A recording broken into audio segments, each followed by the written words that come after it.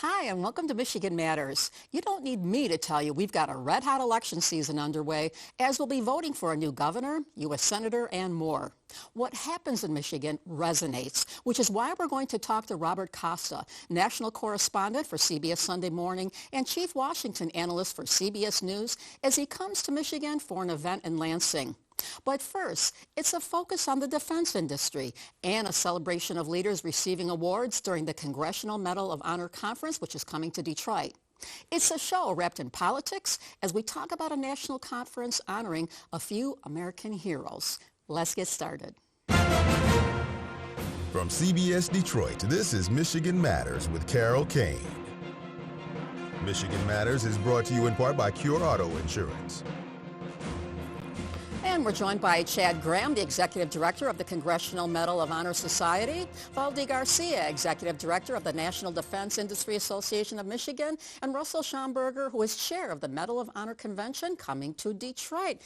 Gentlemen, thank you so much for being here. Appreciate you all coming in to talk about this momentous event. And Chad, you came the farthest to be part of the show, so thank you for that. Yes, ma'am. You oversee the Congressional Medal of Honor Society. So what does it do? What is the society and what's its mission purpose? Yes, ma'am. Chartered by our Congress in 1958, the purpose of the society is to represent all 3,533 recipients and the medals that really embody the values of our nation. It's the highest military award in action that our country can bestow. And when you think about there just being 64 of these gentlemen living today, think about that small slice and the unique element that is in our country, and they represent the very best values of this nation. You get together as an organization once a year, and you're coming to Detroit, and you present a few awards to a few Americans who have done things, incredible things here, veterans and leaders in business and entertainment and sports, and from all walks, right? Yes, ma'am, and I think these gentlemen, of course, having received our nation's highest award for valor, they see these values shared in these individuals that we'll be honoring when we come to Detroit to get together. And Russell, you are the chair of the Congressional Medal of Honor Society Convention, which is coming to Detroit in October. It's a significant moment for the Motor City, isn't it? It's significant, not just for the Motor City, but for the state of Michigan in general. You know, a lot of people don't realize that we were the arsenal of democracy, creating a lot of, manufacturing a lot of equipment for the war, and you know, we're just excited to be able to revisit some of our history, revisit some of the industry accolades and stuff like that we've achieved, and also to educate the recipients and add on to New Detroit. We also, there's a lot going on right now as you gear up for this big event in October. Tell us a little bit about where preparations are right now. Well, we're coordinating everything from, it's our responsibility from when the recipients arrive at the airport till they leave on October 4th. And so we have events at the airport, water cannons welcoming them. We have events across the city. We have character development programs to share with citizens of Detroit the role and the purpose of the medal and their what they do and what they stand for, and it's just a great opportunity to educate both sides. And Valdi, you are also involved with this. In addition to you run the NDIA Michigan chapter, which is wrapped around Army procurement, creating business opportunities and that sort of thing, right? We do. NDIA is focused on connecting the defense industry with government and academia so we can give our nation's military the best equipment, systems, and tools they need to do their job, go out and do it effectively, efficiently, but most importantly, to come back home safe to their family and friends. The defense industry is huge business here in Michigan, right? Talk about the imprint a little bit. Well, you're talking about $30 billion worth of economic activity in Michigan. You've got the arsenal over just north of Detroit and Warren. You've got National Guard bases all across the state that are impacting the national defense as well. And as you know, Selfridge just got the F-15EXs as well that are coming. So it's a big boost for our economy, and that helps. And Russell, I know Detroit being chosen to host this event in October is a huge honor. Why was Detroit selected? I mean, obviously we were at the Arsenal Democracy back World War II, but did it take a lot of selling to get it to come to Detroit? We had to earn it. We had to go and do a sales pitch, if you will, in San Antonio. We had to, share with the society our plans, the merits of holding it here, why. Some of the reasons are, it hasn't been held in our part of the country in a long time, many years ago in Chicago. And so we did have to work. We had to do our sales pitch. We had to show the value of Detroit, re-mention the arsenal of democracy and all the things that we were doing, and also restate that, Detroit is new. Yeah. And just real quickly here, Chad, how many people you expect overall coming in for the October event? Oh my, I think across the whole span of events, you're going to see a huge gathering of a lot of people in the community. Hundreds, thousands? Thousands.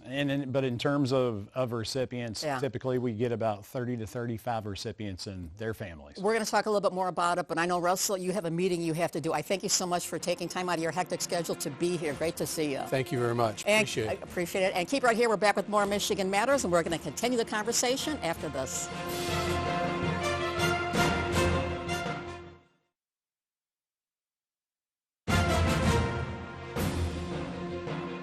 And welcome back. We're talking with Chad Graham of the Congressional Medal of Honor Society, Valdi Garcia of the National Defense Industry Association of Michigan, and Jim Doc McClellan, who is a Vietnam War Medal of Honor recipient and a Michigan Hall of Fame football coach. Great to have you here. Congratulations to you.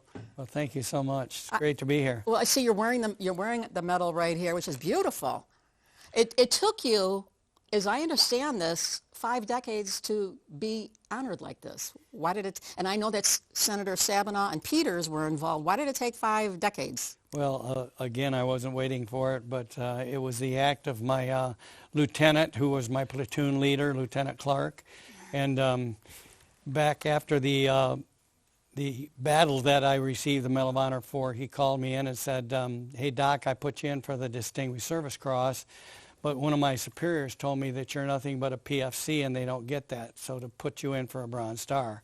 And I told him that I wasn't here for any medals or ribbons on my chest or my uniform, that I just wanted to get home and be a teacher, a coach, and a father. And so I did receive that, and 40 years later, Lieutenant Clark went back after the Distinguished Service Cross. Took him 6 years and 4 months to get it into the Army Board of Decorations and Awards, where it has to be to start. The next year, I received a call from Debbie Stabenow telling me that the case had gotten on the desk of Ashton Carter to be signed for the Distinguished Service Cross, which was the upgrade. And Wow. He read, you need 2 eyewitness letters. He read the 9 eyewitness letters that the lieutenant had gotten. There were only 32 walked out of the 89 that went in. We weren't all killed, but we had that many left standing. And so they he said, no, the Distinguished Service Cross is not high enough. So he upped it to the Medal of Honor. You must receive it within 2 years after your action had been 47 years at and that time. you got that. President Trump gave that to you during his first administration. That's correct. correct. Congratulations and to you. Debbie Stabenow and Gary Peters wrote a bill to waive the 2-year stipulation, and that's Congratulations, and thank you for your service. And I know, Valdi, you also served too. I did, yes. Yeah, and thank you again for your service here. Coming up in October, you've got 4 people who are going to be so honored for their actions. And can you talk about any of them yet, or is this being kept under wraps? We can talk at least about 2 of them. So there are 4 awards that are given at the Patriots Gala. And there is the Patriot Award, which is the highest award. There's the Distinguished Citizen Award, which is going to go to David Norquist, a native of Michigan, who is now the Executive Director and CEO of NDIA National. But he's also served in the Trump administration as the Acting Secretary of Defense. And then Mort Krim, who used to be an anchorman here in Michigan and then also in Philadelphia, for his role in helping cover defense throughout the years. I know he was big on the space industry and NASA and covering all the whatever here. Well, that's going to be great to have all these folks together. And the other 2 you can't say yet. We're not allowed to. What do we know? Could you give us any hints even about? I think they're pretty well-known folks. They're pretty distinguished in their own right. The board decided that they were, that they're going to ask them, but we're not at liberty to say, 'cause I'd get in big trouble if I said anything. Okay, you can. All right. Well, we don't want to get you in trouble here with folks. Chad, we've got the 250th anniversary of our country coming up here. Are you doing anything special for the event this year that kind of wraps in or ties into that? Absolutely. I think, as we were talking about the medal earlier, when you think about that this is every battle, every branch, every race, every rank, it's representative of the whole nation. So for us, that 250th component is very important. Yeah. And whether it's in conjunction with Freedom 250, America 250, and all these other organizations that are really rallying around honoring our country, it ties in just perfectly with the medal. Because these gentlemen will tell you, they don't wear the medal for themselves. Right. They wear it for those that didn't get to come home. And frankly, they wear it for all of us. That's why they did what they did. Valdi, there's going to be other activities tied into this 3-day event in October. Can you give us just an example or two? What else? Sure. We'll start with the President's Breakfast down in downtown Detroit. We're also going to have a dinner for the veterans community on Thursday night, October 1st.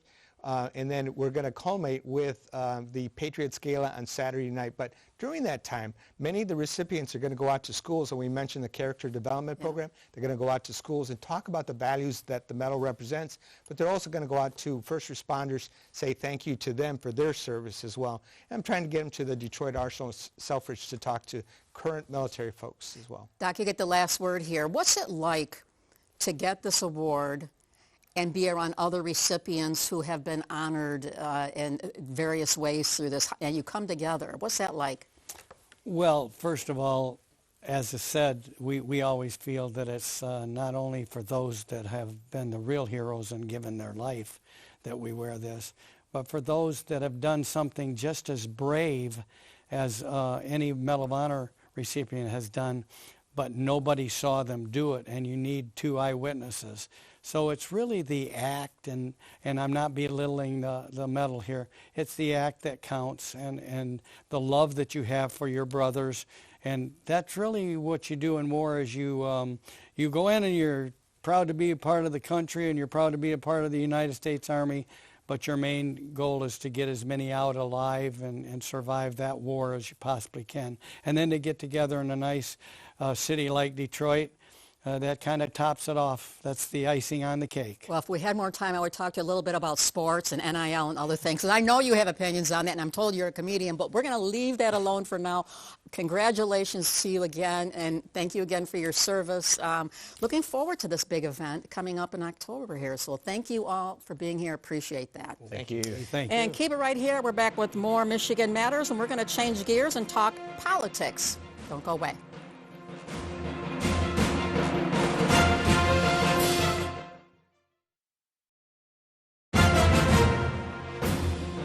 And welcome back to Michigan Matters. We're now joined by the one, the only, Robert Costa, who is the national correspondent for CBS Sunday Morning and chief Washington analyst for CBS News.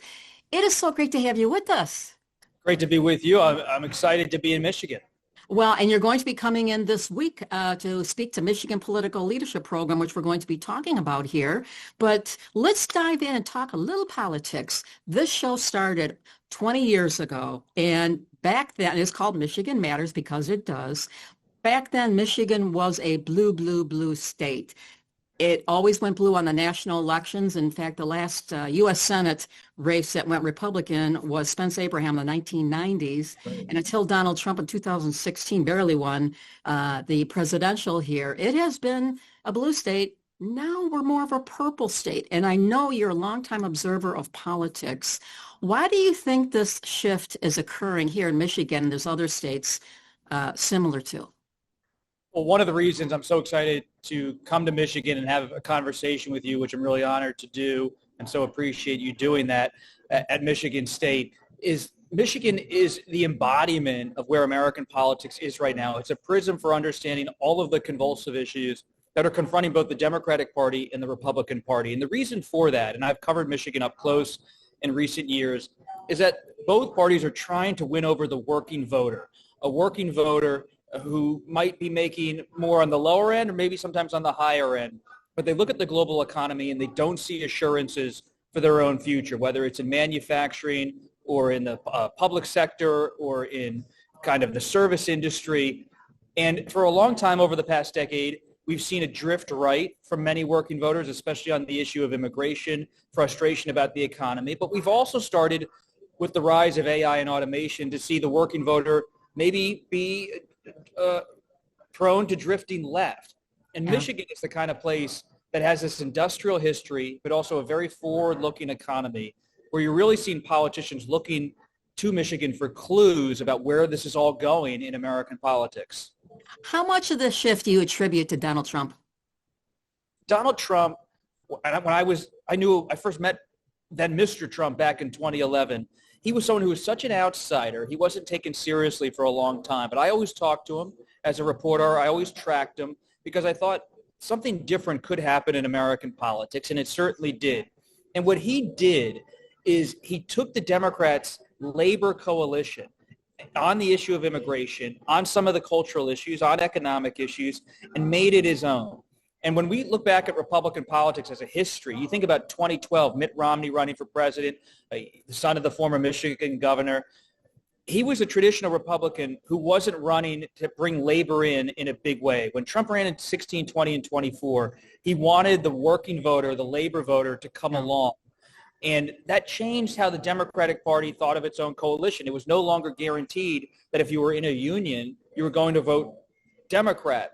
And that's why President Biden was such a powerful candidate for the Democrats in 2020 in particular. He was able to restitch a lot of that traditional Democratic coalition, but it wasn't possible for them to do so in an effective way in 2024.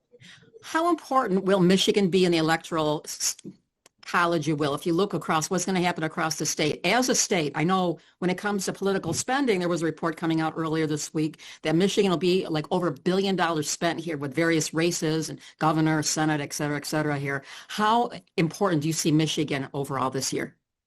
It's really important. It's the beating heart of the industrial Midwest. I just sat down in recent days to talk with Senator Alyssa Slotkin, and she's kind of the tip of the spear in how younger Democrats in the Senate and House are trying to articulate their views to the country. The Michigan model, how Slotkin was able to win her own election, was not getting pulled into the riptide of Democratic talking points, but really trying to frame the Democratic candidacies for the House and Senate as get things done, as being more centrist, more effective. And that's not always going to be possible in many parts of the country, but Michigan has proven for the Democrats to be a place where they can make some inroads in statewide races, even when President Trump's on the ballot. President Trump is a poster child of just how divided we are, not only in the state, but across the country. There are people who think he is a very effective leader watching the show right now. That's what they would say about him. Others are counting the days till he's out of office here. Our polls mirrored that as well. Do you think, and in fact, the folks said his polling is getting worse and worse. Are Americans getting tired of Donald Trump / Republicans? Well, I don't see in my travels as a reporter for CBS Sunday Morning Republicans getting tired of President Trump. They like him. They like him in a personal way. Many Republican voters liked President Reagan, or many Democratic voters liked President Clinton, despite some of his challenges and controversies. President Trump has an affinity with his core voter that's really strong, and it's lasted through criminal trials, through election victories, and election defeats. What I'm seeing now is simmering frustration among Republicans and Democrats about rising energy costs. And the real question for this Trump White House is not, is President Trump popular with his party? He is. But can he sustain the energy he needs when he's not on the ballot in a midterm election to get the political results he wants? If a Republican voter loves President Trump but is frustrated with high energy prices in certain parts of the country, does that voter still come out in the midterm elections if President Trump's not on the ballot? That's really an open question. That's why midterms have always been difficult for Republicans in the Trump era, because he carries so much weight for them. And when he's not there on the ballot motivating voters, they really have to do a better job in some parts of the country to get those voters out. And before we go to break, as we wind this down, Robert Costa, as you look in your magnifying glass, crystal ball about what's going to be happening here in this midterm here, how do you see it? Some people say it's going to be a bloodbath for the Republicans. How do you see it? I don't like to look in crystal balls too much as a reporter. You usually get in trouble for doing so. At this point, the Democrats are confident at the highest levels of the party, but they're not celebrating in the streets. I sat down with one House Democrat in recent days, Representative Raskin of Maryland, Jamie Raskin, a progressive Democrat. And I said to him, are you going to move to impeach President Trump if the Democrats win the House? He said, I don't want to talk about that right now. That tells you a lot about where the Democrats are. They want to focus on gas prices, energy issues. They want to talk about President Trump to a point, but they don't want to get pulled into talking about President Trump and impeachment and all of those issues from before. Midterms can be tricky. Remember, in 2022, President Biden was expected to have a tough reelection, tough midterm race. The Democrats did better in 2022 in a midterm because of the abortion rights issue in many states brought more Democratic voters out. So President Trump may not be in the perfect position now with Republicans, but there's still a lifetime, politically speaking, between now and November. They could recover. That's why Democrats aren't resting easy. And we're just warming up. We're going to talk about some Michigan races now when we return. Keep it right here.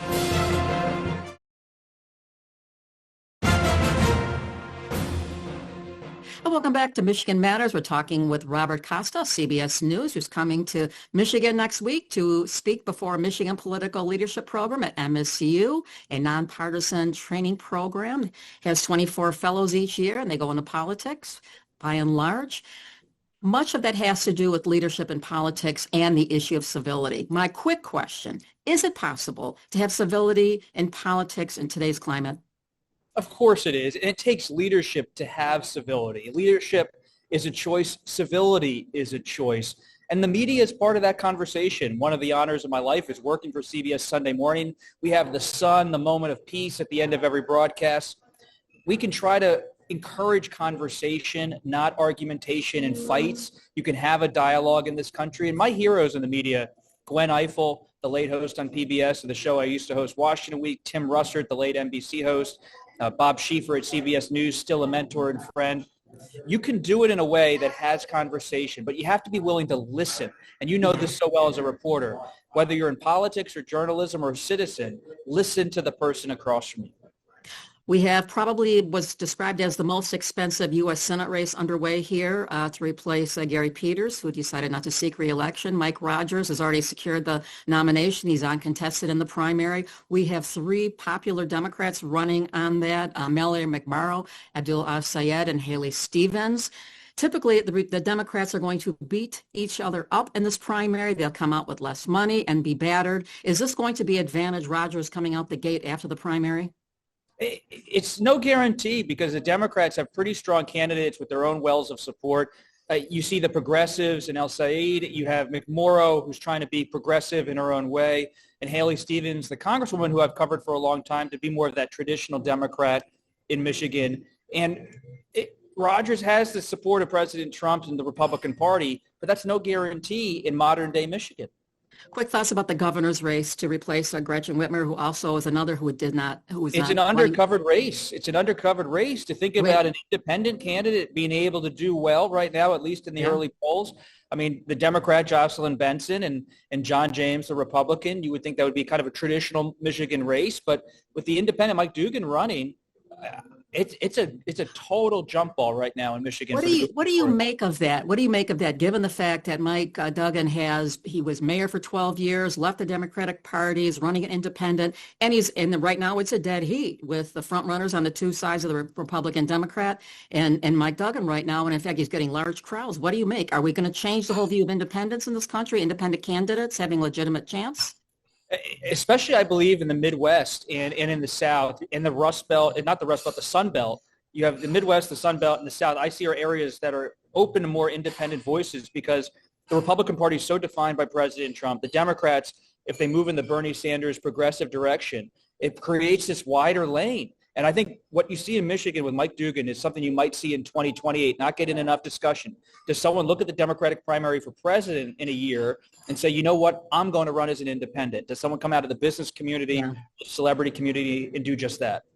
I hate to say this, Bob, we are out of time, but anybody watching this who wants to hear more, come join us in Lansing at MSU's NPLP programs Wednesday night, Lansing Center. Come join us. Bob, great to see you. Appreciate you doing this. It was a great conversation. Thank you. Okay. Thanks you at home for tuning in. Enjoy the rest of your day. We'll see you next Sunday for a little bit more Michigan Matters.